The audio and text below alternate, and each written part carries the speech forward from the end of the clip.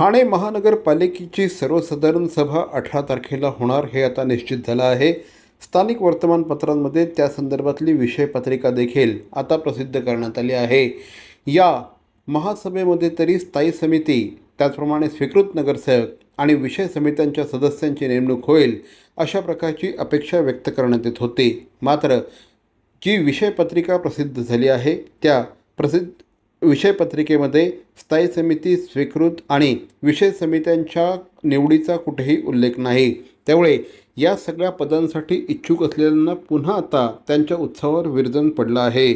ठाणे महानगरपालिकेची सर्वसाधारण सभा 5 तारखेला संपन्न झाली होती. या सभेमध्ये स्थायी समितीचे सदस्यांची निवड होईल अशी अंदाज व्यक्त करण्यात येत होता. किंबहुना त्या पद्धतीने विषयपत्रिकेवर देखील विषय घेण्यात आला होता. मात्र अचानक हा विषयच गाळून टाकण्यात आला.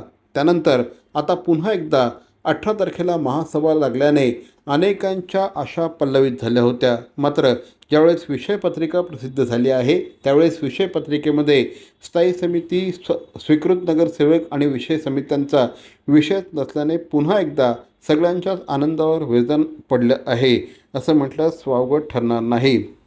नवी मुंबईमध्ये जे सध्या राजकारण शिजतं आहे त्या राजकारणाचे थेट परिणाम ठाणे महानगरपालिकेमध्ये देखील होत आहेत हे जवळपास स्पष्ट झालं आहे.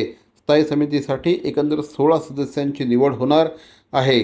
त्याचप्रमाणे परिवहन समितीचे 12 सदस्य आणि 5 विषय समित्या म्हणजेच शिक्षण समिती, आरोग्य समिती, महिला आणि बालकल्याण समिती, क्रीडा, समाज कल्याण, सांस्कृतिक तसंच झोपडपट्टी पुनर्वसन अशा 5 विशेष समित्यांवर एकंदर 9 सदस्यांची नियुक्ती होणार होती. मात्र आता या संदर्भातला विषयच विषयपत्रिकेवर नसल्याने पुन्हा एकदा या सगळ्या इच्छुकांना वाट बघावी लागणार आहे.